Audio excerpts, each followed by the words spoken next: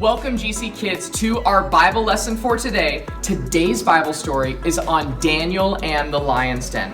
And to read that story, we will be reading from Daniel chapter 6, verses 1 through 28. Let's check it out.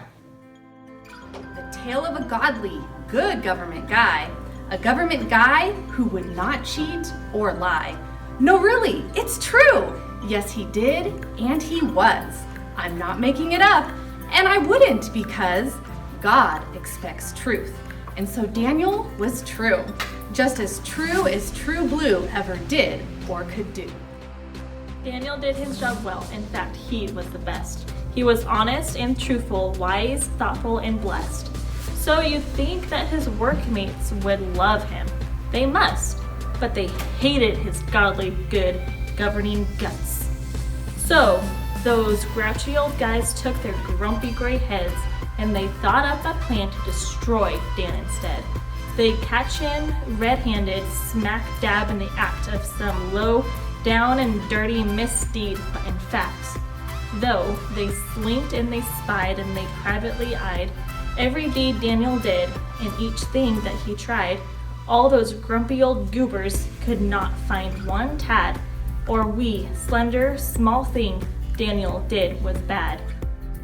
Yes, those grouchy old guys were confused and perplexed. They were scratching their heads over what to do next.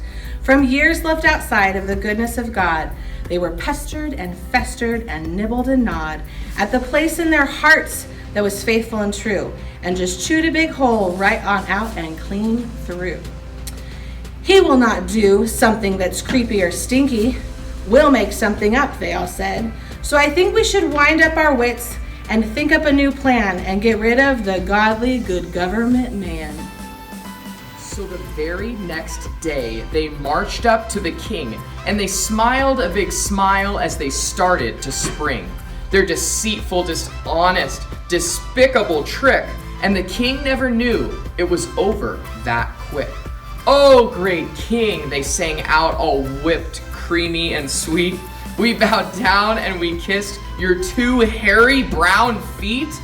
For your humble, wise servant do wish and agree that the king should proclaim a new royal decree, that whoever would dare to give worship or praise or to kneel down and pray for the next 30 days unto anyone other than your own sweet self should be rounded on up from each closet and shelf, and then thrown to the lions, both dismal and dude, to be chomped on and chewed like a sack of fast food." Well, that sounds good to me. Yes, that sounds like great fun. So let's let it be written and let it be done.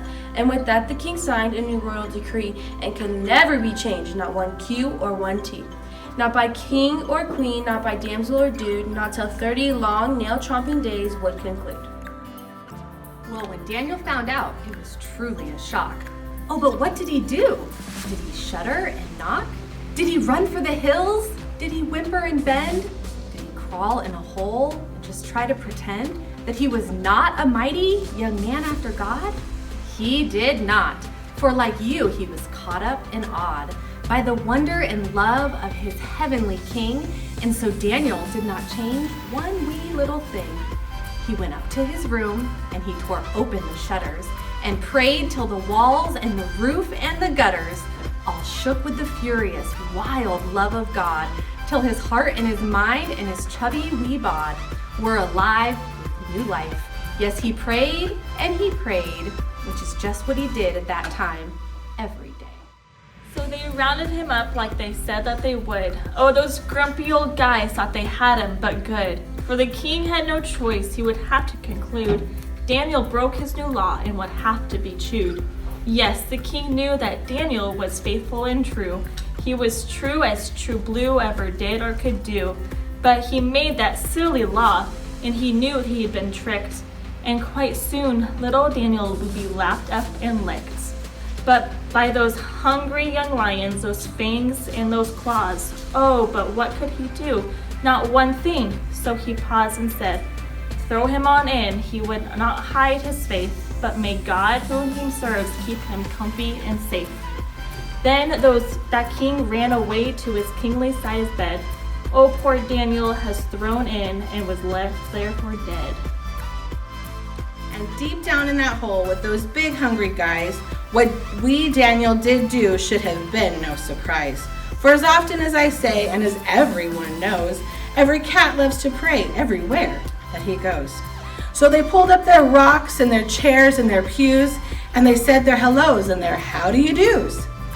Then they passed the whole night and the whole godly good time in Isaiah 11, verse 6 through verse 9.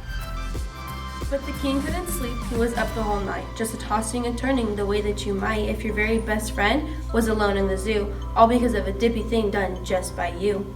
So he ran to the den and tore open the door and yelled, "Dan, are you down there?" Dan yelled back, "Oh, sure.